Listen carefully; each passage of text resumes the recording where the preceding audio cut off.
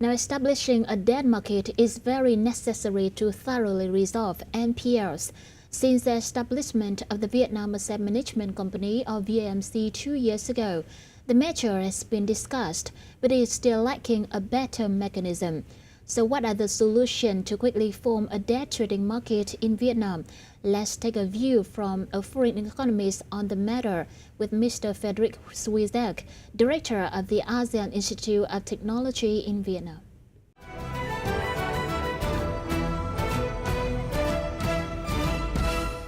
Thank you very much, Mr. Swierczek, for joining our program today. So the decree number 53 regulated that VAMC could buy debts at market prices, but it has been 2 years. So in your opinion, what are the roots for the delay of establishing a market trading debt here in Vietnam? Well, 2 years is too short, very often. Actually, 2 years is not a long time in this kind of situation. Usually asset management companies are set up after a financial crisis, and that's part of the reason why it takes a longer time. Plus the financial crisis relates to the property market, real estate, which has been in a downturn. It relates to SOEs, which are the major holders of non-performing loans. It relates to how banks are operating, how they do credit risk management and allocate risk. It also relates to the complexity of the laws related to bankruptcy or foreclosure or collateral. So I think another reason is the Vietnam Asset Management Company, they could do market evaluations of non-performing loans, but that's very recent. It's been in the law, but typically they bought on book value, which means they have to pay a higher price.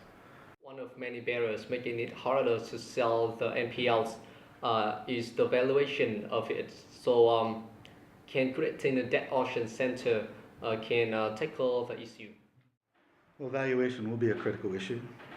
The valuation of the original loan, or the valuation of the original company, which is the book value, was maybe done 2005, 2006.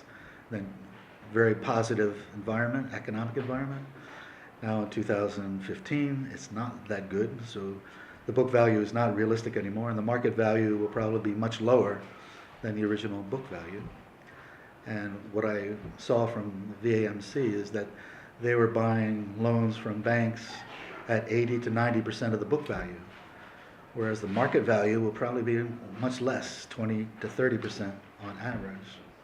So if you're looking for a better solution, auctions are a good solution. It's more market-oriented, but it's also not a guarantee that it will remove many of the non-performing loans, because the auction, they have a choice and they'll be looking for the better assets to buy, the better non-performing loan companies to really make that choice. So, but it would be a positive step. Can you share some experiences of other countries in the regard, especially like the countries having the same economic situation with Vietnam? The best example, the Thailand Asset Management Company also did auctions before they closed. They closed last year, but they were very successful. And you transfer all the bad loans to that AMC, so they can get rid of all of it, and banks don't have to worry about it. They have professional management. They're very transparent and very well set up. And then towards the latter part of that experience, they were auctioning off rather than buying and selling and exchanging bonds. And that was probably the most successful activity that they did, auctioning off the quality parts of the non-performing loans and then liquidating the others. So it's a bit of a different situation in Thailand because the land law is very different than in Thailand than in Vietnam, so the collateral could be confiscated or used in terms of offsetting the bad loans. But that was one good example. Thank you again for your informative sharings today.